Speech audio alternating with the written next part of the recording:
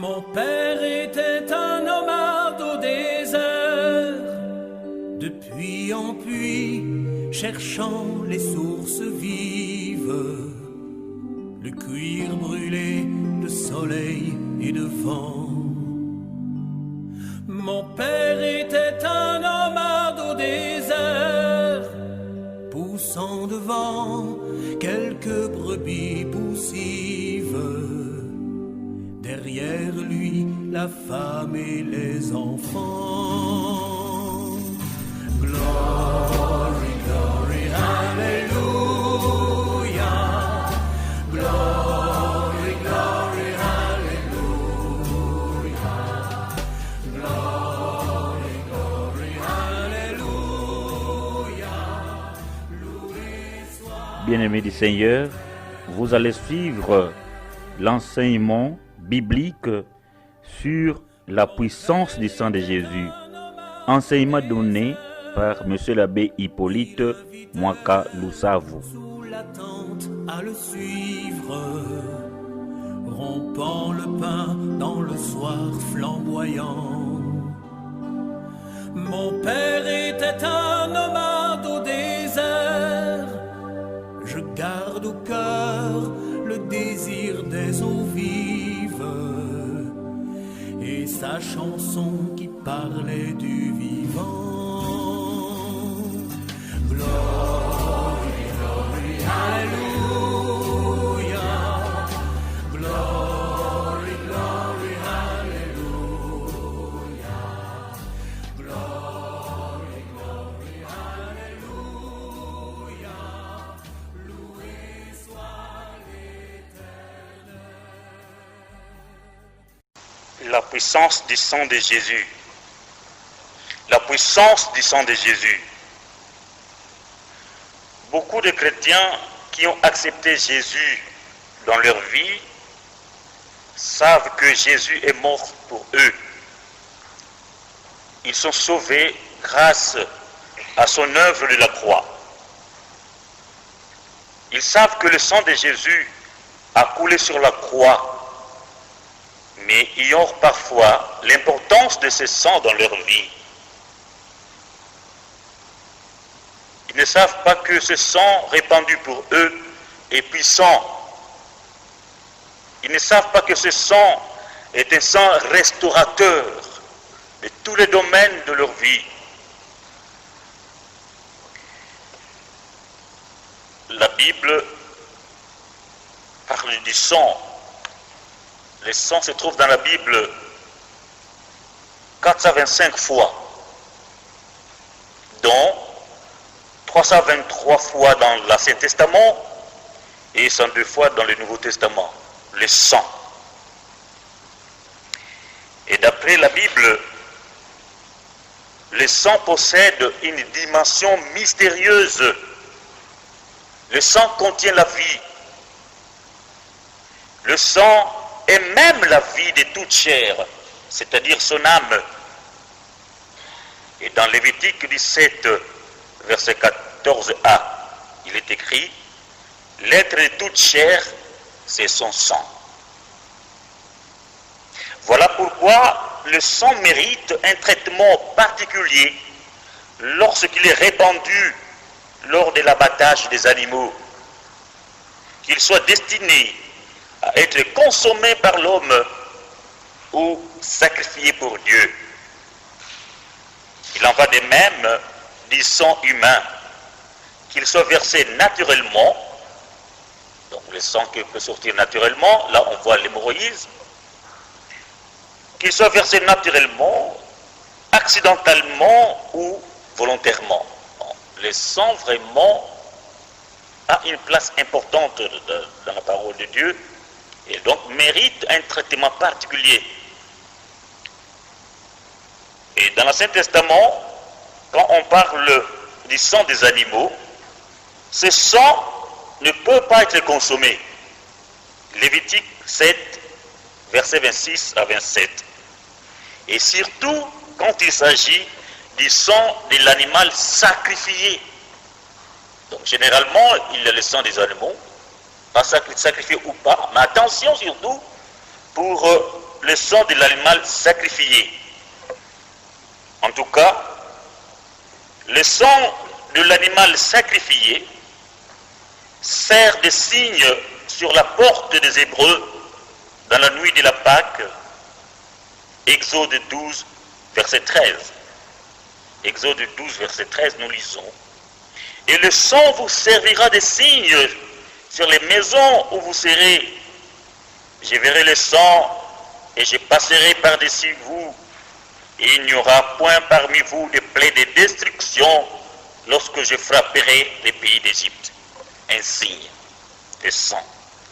Le sang de l'animal sacrifié se mêle à l'huile pour l'aspersion qui consacre les vêtements sacerdotaux d'Aaron et de ses fils.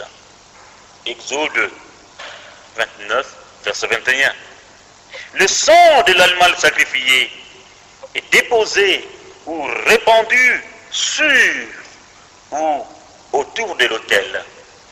Lévitique 4, verset 7. Toujours pour le sang de l'animal sacrifié, ce sang est utilisé pour immersion. Donc, on prend l'oiseau vivant, qu'on trempe avec les bois de cèdre, les cramoisis et l'hysope, dans le sang de l'oiseau égorgé avant aspersion. Après, on fait l'aspersion dans un rituel de purification du lépreux. Lévitique 14, versets 6 à 7. Et on fait le même rituel pour la purification d'une maison lépreuse. Lévitique 14, à partir du verset 34. Le sang de l'animal sacrifié est utilisé par aspersion. Le sacrificateur trempera son doigt dans le sang et fera 7 fois aspersion du sang devant l'Éternel. Et là, nous le lisons dans Lévitique 4, 6 et 17. Donc, on prend le doigt, on trempe dans le sang de l'animal sacrifié et on fait aspersion du sang devant l'autel, devant l'Éternel, 7 fois. Mais l'aspersion du sang prend toute sa dimension quand elle conclut l'alliance en Exode 24, versets 6 à 8. Et nous lisons: Et Moïse prit la moitié du sang et le mit dans les bassins, et il aspergea l'autel de l'autre moitié. Donc il y a l'animal qui est égorgé, on prend le sang, on divise par 2, l'autre moitié on laisse dans les bassins, et l'autre pour l'aspersion de l'autel. Puis il prit le livre de l'Alliance, il le lut au peuple qui l'écoutait, et qui dit: Nous ferons tout ce que l'Éternel a dit, et nous obéirons. Donc voilà l'alliance qui conclut. Moïse prit donc le sang, et il en aspergea le peuple, et dit: Voici le sang de l'alliance que l'Éternel a traité avec vous selon toutes ses paroles. Donc on voit là-bas, le sang de l'animal sacrifié devient le sang de l'alliance entre Dieu et son peuple. Dans le Nouveau Testament, ce rite est évoqué et transposé pour signifier la puissance rédemptrice du sang du Christ. Hébreux 9, 13 à 14. Nous lisons: Car si le sang des taureaux et des boucs et la cendre de la génisse qu'on répand sur ceux qui sont souillés les sanctifie quant à la pureté de la chair, combien plus le sang du Christ, qui, par l'Esprit éternel, s'est offert à Dieu lui-même sans tâche, purifiera-t-il votre conscience des œuvres mortes, afin que vous serviez le Dieu vivant. Donc il a une comparaison par rapport au sang des boucs qui était aspergé pour purifier ceux qui étaient souillés, et le sang de Jésus-Christ. Alors on nous dit qu'il s'est offert à Dieu lui-même, sans tâche. Ce sang-là purifie la conscience des œuvres mortes pour qu'on arrive à servir le Dieu vivant. Voilà. Le sang de Jésus est le prix payé pour sauver toute l'humanité. Et nous le savons. Dans 1 Pierre 1, 18, 19, il est écrit, sachant que ce n'est pas par des choses périssables, par de l'argent ou de l'or que vous avez été rachetés, de la vaine manière de vivre que vous avez hérité de vos pères, mais par le sang précieux du Christ, comme des agneaux sans tache, sans défaut. Non, agneau sans tache, sans défaut. Et c'est le prix qui a été payé, c'est le sang du Christ. Voilà. Ce n'est pas par des choses périssables, l'argent ou l'or, mais la facture a été payée, la facture de la dette, par le sang précieux de Jésus. Agneau sans tache, sans défaut. Chaque chrétien a effectivement été racheté à un prix très cher, à savoir les précieux sang du Christ. Et là, j'ai fait allusion à la facture. Ici, c'est bien, quand on achète, on demande la facture. Est-ce que vous voulez la facture? Oui. Quand on achète un appareil, par exemple numérique, j'ai vu là, on écrit garantie 1 année, garantie 2 ans, et vous avez la facture. Et donc, avant même 1 année, l'appareil tombe en panne, donc vous avez le plein droit de rentrer vers les fournisseurs pour être changé, pour qu'on change l'appareil. Et la facture de Jésus a une garantie éternelle. C'est cette garantie éternelle. Et quand nous sommes en panne, quand nous savons que ça ne va plus, dans tous les domaines de notre vie, ou il y a un domaine qui ne va plus, il faut brandir la facture. Nous devons rentrer, nous devons proclamer, nous devons exhiber la facture qui est le sang de Jésus-Christ pour dire voilà, ça a été déjà payé. J'ai la garantie éternelle. Donne-moi alors la restauration, donne-moi ce qu'il faut maintenant. Amen. Eh bien, ce sang précieux de Jésus-Christ, c'est le sang de l'innocent. Lui qui n'a rien fait, mais il a pris nos douleurs, il a porté notre fardeau de la croix, le péché. C'est le sang de l'innocent. Et Judas le savait. Oh là là, je viens de sacrifier l'innocent. Judas le savait. Je viens de faire verser le sang de l'innocent. Donc le sang de Jésus-Christ, c'est le sang de l'innocent. Le sang de Jésus-Christ, c'est le sang de l'agneau pascal, selon 1 Pierre 1, 18, 19, que nous venons de lire. Jésus est comparé à l'agneau pascal.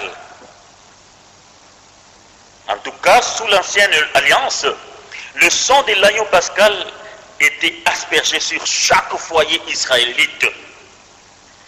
Le père de famille tuait l'agneau, recueillait le sang dans un ustensile et en aspergeait sa demeure avec un instrument très simple, un petit bouquet d'hysope qu'il trempe dans le sang. Aujourd'hui, notre hysope à nous, c'est notre témoignage. Quand nous témoignons de ce que la Bible dit de l'efficacité du sang de Jésus, c'est comme si nous prenions le sang de son contenant pour l'appliquer là où il faut, à l'endroit où nous vivons. Quel est l'impact alors de ce sang de Jésus pour nous? Le sang de Jésus a obtenu quelque chose pour nous. Le bénéfice que nous avons grâce à ce sang de Jésus, et il y en a 9. Premier, le pardon par le sang. Hébreux 9, 22. Le pardon par le sang de Jésus-Christ. Sans effusion de sang, il n'y a point de pardon, nous dit la parole de Dieu. Hébreux 9, 22. Le premier sacrifice fait immédiatement après la chute dans le péché montre clairement que sans effusion de sang, il n'y a pas de pardon. Et donc là, nous voyons dans l'Ancien Testament, quand le peuple arrivait à pécher, on était là, le prêtre prend le sang. Donc, il y a le symbole du sang. Pour dire, sans effusion de sang, il n'y a point de pardon. Et c'est vraiment un principe qui garde sa pleine valeur jusqu'à Golgotha, le parfait sacrifice de Jésus, l'agneau de Dieu. Le deuxième bénéfice c'est la rédemption par le sang. Rédemption par le sang dans Éphésiens 1, verset 7. Le troisième bénéfice, c'est la purification par le sang. Nous sommes purifiés par le sang de Jésus. Et nous lisons cela dans 1 Jean 1, verset 7. Quatrième bénéfice, la justification par le sang. Nous sommes justifiés par le sang de Jésus. Romains 5, verset 9. Cinquième bénéfice, la paix par le sang de Jésus. Et nous lisons tout cela dans Colossiens 1, 19 à 20. Je donne des références pour qu'on arrive à lire à la maison quand on entend les CD. Donc Colossiens 1, 19 à 20. Et je lis quelque chose à propos. Il a voulu par lui, donc là on souligne Jésus-Christ, réconcilier tout avec lui, tout ce qui est sur la terre, que ce qui est dans les cieux, en faisant la paix par lui, par le sang de sa croix. Et donc nous sommes des enfants de paix. Nous avons la paix de Dieu grâce à ce sang, parce que nous sommes réconciliés avec notre Père. Et tout ce qui est au ciel et sur la terre, réconciliation, et nous en faisant la paix. Donc, nous avons la paix par le sang de Jésus-Christ. Avec notre Père, nous pouvons l'appeler. Donc il n'y a pas de problème, il n'y a pas de barrière. Amen. Sixième bénéfice, la sanctification par le sang. Hébreux 13, verset 12. Nous sommes sanctifiés par le sang de Jésus.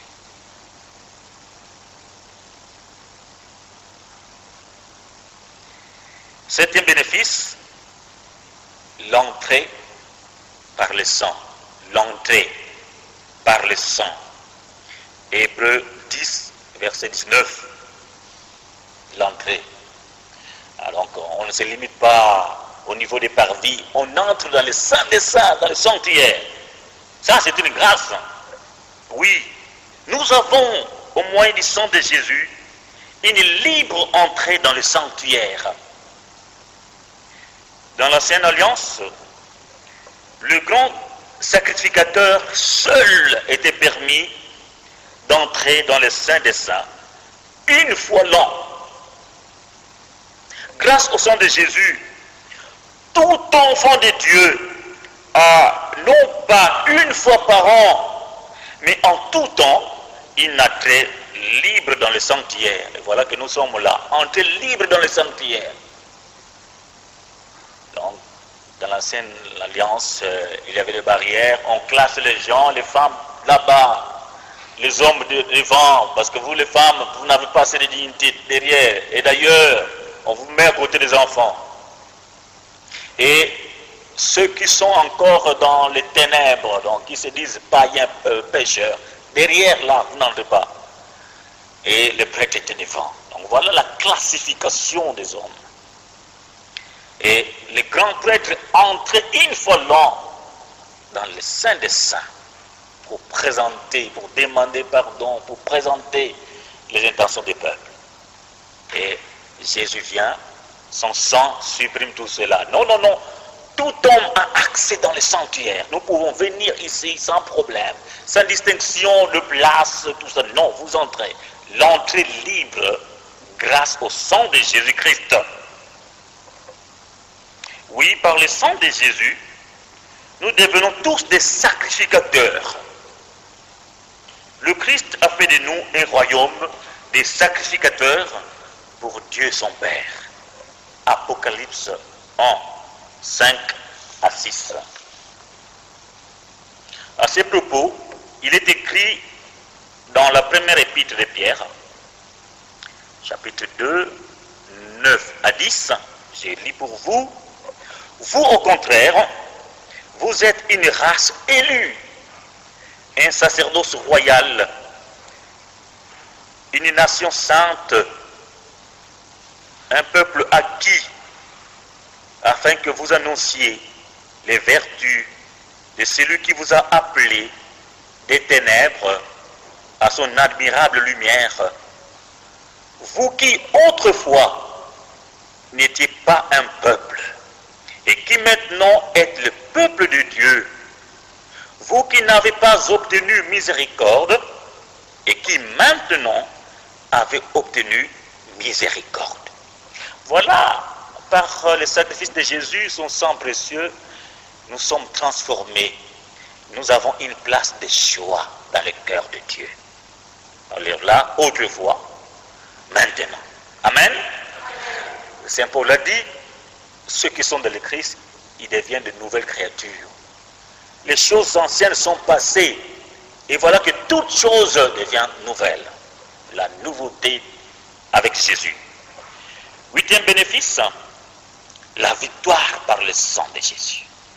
La victoire.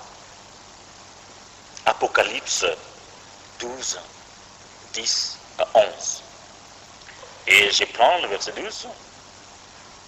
Aussi, ils l'ont vaincu à cause du sang de l'agneau et à cause de la parole de leur témoignage, et ils n'ont pas aimé leur vie jusqu'à craindre la mort. Je souligne, ils l'ont vaincu à cause du sang de l'agneau, le sang de la victoire. La victoire par le sang de Jésus-Christ de Nazareth. Si nous sommes devenus la propriété de Jésus, nous pouvons être participants de sa victoire. On ne craindra pas la mort, car la vie éternelle nous est promise. La victoire est là, au nom de Jésus, par son sang, comme le témoin dont parle Apocalypse 12. 9e bénéfice, la gloire éternelle par le sang de Jésus-Christ. La gloire éternelle par le sang de Jésus-Christ. Il est beau de participer, d'être vraiment participant de cette gloire éternelle qui nous attend. Et déjà quand nous glorifions le Seigneur, quand nous sommes entre nous, nous sentons cette gloire. Alors quand nous serons là au ciel, c'est terrible. Gloire avec des trompettes, des tambourins, des cymbales. On glorifie le roi du roi, le Seigneur des seigneurs. Et donc cette gloire éternelle, c'est par le sang de Jésus. Apocalypse 7, 14 à 17. Gloire éternelle par le sang. Ce sont ceux qui viennent de la grande tribulation. Ils ont lavé leurs robes et ils les ont blanchis dans le sang de l'agneau. Et on continue la suite. On le voit. Comment avoir la gloire éternelle sans la victoire par le sang de Jésus? Parler de la victoire, c'est qu'il y a un combat. Et comment combattre si on se sent toujours coupable? Si on ne sait pas que grâce au sang de Jésus, le pardon, la rédemption, la purification, la justification, la paix, la victoire, la gloire éternelle sont dans notre actif. Le savoir, c'est bien, mais le proclamer dans notre vie, c'est mieux. Proclamer tout cela dans notre vie. Le sang de Jésus est le sang restaurateur. Le sang de Jésus, sang restaurateur. Il restaure tout ce que nous avons perdu à cause de la désobéissance d'Adam. C'est par un seul homme que le péché, la rébellion, la maladie, la pauvreté, la mort et l'esclavage sont entrés dans le monde. Et c'est par l'obéissance de Jésus que le salut, la vie, la grâce, la justification, la joie et la paix sont entrés dans le monde. Et nous devons faire attention avec le voleur de nos grâces. Il est là, cherchant qui dévorer. Nous devons être vigilants. Et si on nous vole, il faut brandir la facture pour récupérer cela. Amen. Par la proclamation. Donc, Normalement, dans notre actif, nous avons tous cela, justification, purification, paix, joie. Mais à un certain moment, on devient triste. Attention, ça, ce n'est pas divin. Il faut brandir la facture, le sang de Jésus, pour récupérer la joie qui est partie. Amen. Si pour la purification, la justification des enfants d'Israël, on faisait 7 fois l'aspersion du sang sur l'autel, Lévitique 15, 11, pour notre restauration, c'est le sang de Jésus-Christ que nous devons asperger. Nous n'avons plus à vivre dans la rébellion avec Dieu. La rébellion c'est venu à cause du péché, de la désobéissance d'Adam. Donc nous n'avons plus à vivre dans la rébellion avec Dieu, mais soumettre notre volonté à celle de Dieu. Parce qu'il nous arrive de faire notre propre volonté au lieu de suivre la volonté de Dieu. Donc l'attention, parce que notre volonté a été restaurée. C'est ça par le sang de Jésus. Jean 6, 37 à 40. Il faut plaider alors les mérites du sang de Jésus sur sa volonté, sa résolution, sur sa décision et sur son engagement par rapport à la volonté de Dieu. Donc quand on veut faire quelque chose, on se dit voilà, j'ai à faire ceci. Mais est-ce que ce qu'on veut faire, il a compatibilité avec la volonté de Dieu ou pas? Il faut plaider le mérite du sang de Jésus sur sa volonté. Je plaide le mérite de ton sang Jésus sur ce que je veux faire. Que cela soit conforme à la volonté de Dieu.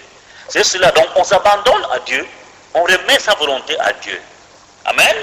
C'est ça, restauration de la volonté. Donc on n'est plus rebelle. Ça, rebelle, c'est venu à cause de la désobéissance. Mais on devient des enfants obéissants par la volonté. Et notre volonté compatible à celle de Dieu. Il faut toujours plaider les mérites du sang de Jésus.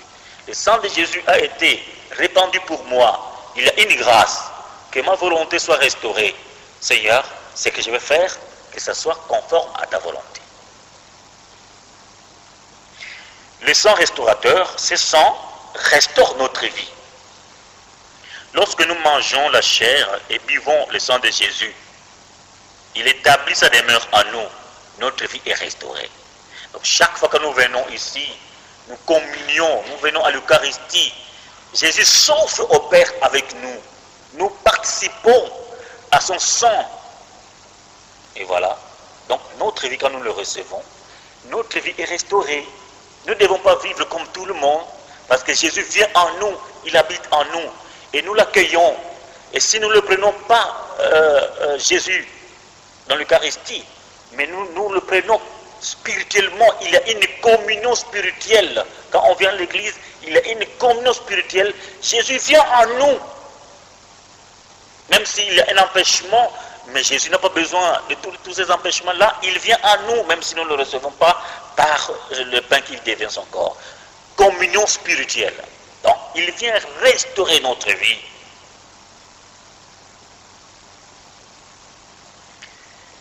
Le sang de Jésus restaure la liberté et la délivrance. Nous avons été libérés de l'esclavage. Nous ne devons pas vivre dans l'esclavage.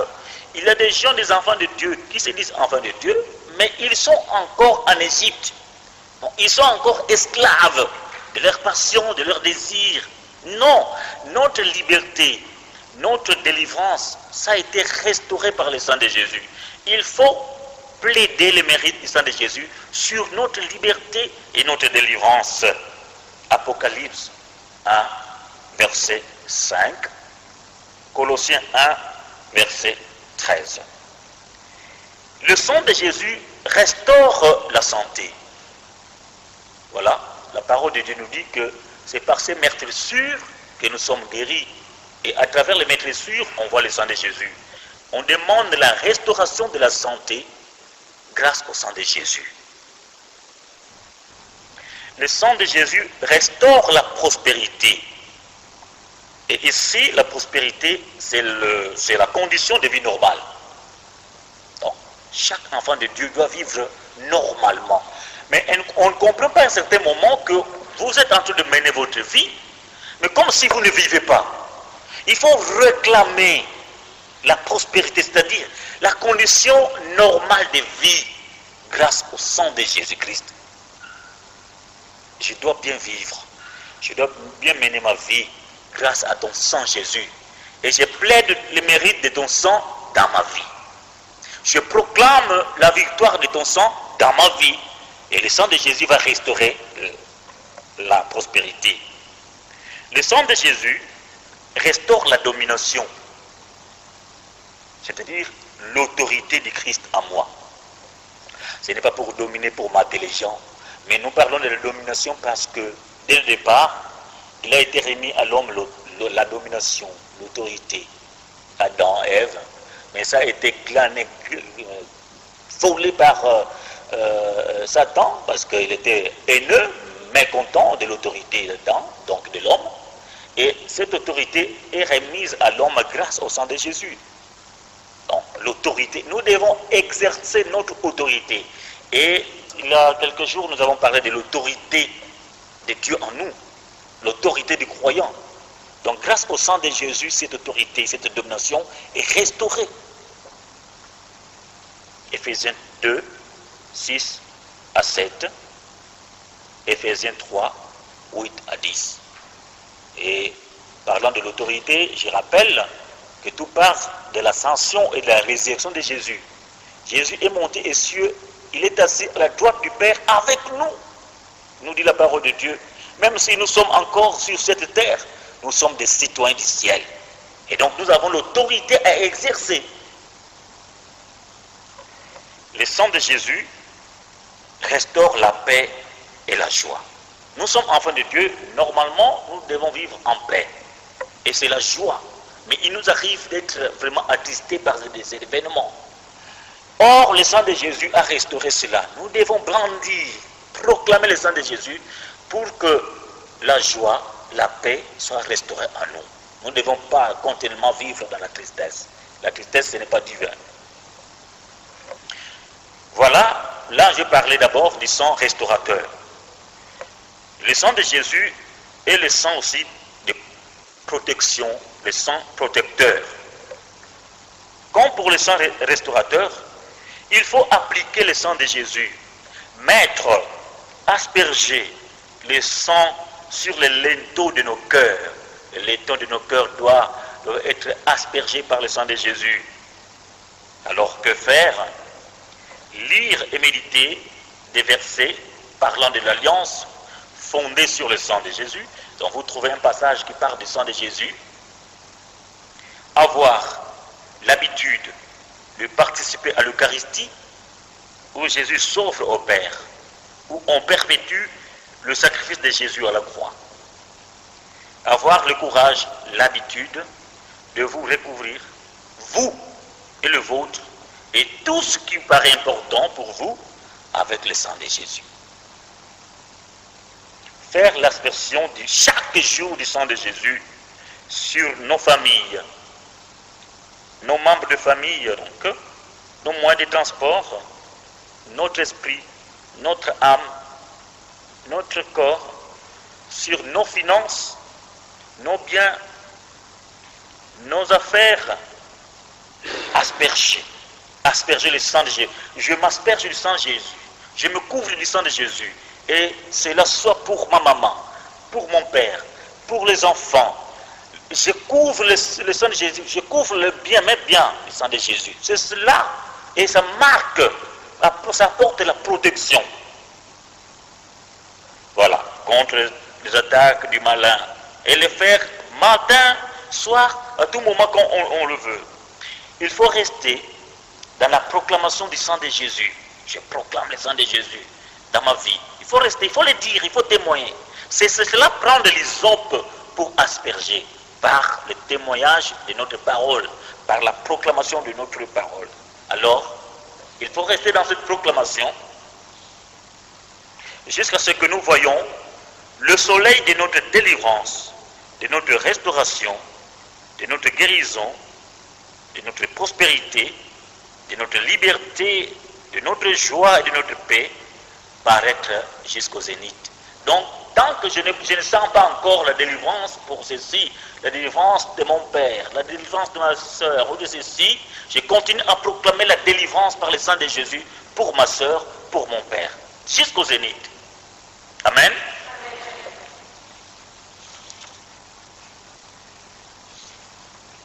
Voilà, je donne pour terminer le modèle de la proclamation et d'application du sang de Jésus. Donc un modèle pour proclamer et appliquer le sang de Jésus. Alors je lis pour vous. Seigneur mon Dieu, Père éternel, je te remercie pour ton amour infini. Tu n'as pas épargné ton propre Fils Jésus pour me sauver du péché. Il est mort pour moi à la croix. Il a payé la facture de la dette par son sang précieux. Et maintenant, moi, vous dites le nom, Hippolyte par exemple, et maintenant, moi, Hippolyte, je déclare, je témoigne ce que le sang de Jésus a fait de moi et pour moi. À cause du sang de Jésus, Dieu a fait la paix avec moi et je suis réconcilié avec Dieu. À cause du sang de Jésus, je suis justifié comme si je n'avais jamais péché. À cause du sang de Jésus, je suis libéré de la main de Satan et de toutes ses accusations. Par le sang de Jésus, tous mes péchés sont pardonnés. J'asperge le sang de Jésus sur mon âme, mon esprit, mon corps. J'asperge le sang de Jésus sur tous les membres de ma famille. J'asperge le sang de Jésus sur mes finances, mes biens, mes affaires, contre les attaques de Satan. Je trace une ligne de protection, une haie vive autour de nos maisons. Et tout cela au moyen du puissant et précieux sang de notre Seigneur Jésus-Christ. Je proclame la victoire du sang de Jésus dans ma vie. Voilà, c'est un modèle de proclamation. Quand on le fait chaque jour, on proclame. En fait, on asperge. Alors, on le fait matin, soir. Donc, le matin, je couvre chaque membre de ma famille avec le sang de Christ. Et on cite le nom. Je couvre tel avec le sang de Jésus. Je couvre. Donc là, on cite le nom. Je couvre ma maison, les engins de déplacement, la route que je veux emprunter, le bureau que je veux visiter, les enfants, l'école, et même l'école, leur capacité intellectuelle, tout cela couvert par le sang de Jésus. Je couvre mes relations professionnelles et amicales. Il faut le couvrir tout cela dans le sang de Jésus. Amen. Et même pour dormir, par exemple, je cache mon âme, mon esprit et mon corps dans le sang de Jésus. Et là, il faut le faire autant pour l'époux, pour l'épouse, pour les enfants. Voilà. Je couvre ma maison et tout ce qu'elle contient. Vous pouvez citer tout ce que vous avez, matériel important, animaux domestiques, tout, avec le sang de Jésus, bien sûr. Seigneur, tu es mon rocher. Quiconque tombera sur cette pierre s'y brisera. Et celui sur qui elle tombera sera écrasé. Là, c'est une citation de la parole de Dieu. Jésus a dit qu'il est le rocher. Alors on termine. Entoure-moi d'une muraille de feu. Entoure-moi d'une muraille d'anges. Seigneur, protège-moi par ton sang. Merci de me protéger. Je dors en paix. Voilà, on dort. C'est un modèle pour appliquer le sang de Jésus et pour proclamer le sang de Jésus. Voilà, le sang de Jésus. Le sang de Jésus, pour parler du sang de Jésus, on a parlé du sang en général et du sang des animaux. Mais c'était déjà un signe, la forcerie avec le sang de l'agneau sans tache. Un signe pour nous. C'est le sang restaurateur, c'est le sang protecteur. Et nous n'avons pas à garder ce sang dans les bassins, mais nous avons à apprendre l'hysope, les témoignages. Nous avons à proclamer pour asperger là où nous voulons et nous asperger de ce sang de Jésus, parce que ça porte la vie, ça porte Jésus qui est victorieux, et cela nous apporte aussi toutes les bénédictions pendant la journée et durant toute notre vie. Voilà, merci pour l'enseignement. Je termine par ce souhait qui est dans Apocalypse 1, 6. À celui qui nous aime, qui nous a délivrés de nos péchés par son sang et qui a fait de nous un royaume de sacrificateurs pour Dieu son Père, à lui soit la gloire et la puissance au siècle des siècles. Amen. Et que Dieu vous bénisse et que sa parole demeure en nous dans toutes ses richesses.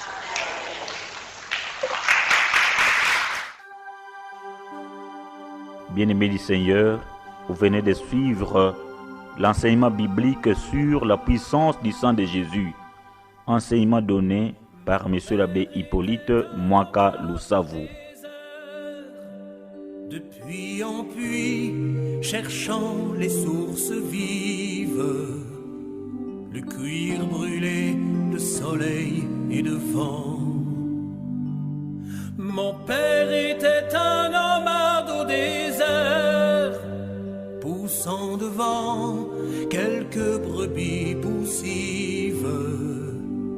Derrière lui, la femme et les enfants. Glory, glory, hallelujah. Glory, glory, hallelujah. Glory, glory, hallelujah. Loué soit l'Éternel.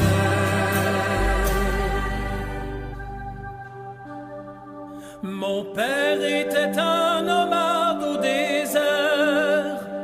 Il invitait sous la tente à le suivre, rompant le pain dans le soir flamboyant.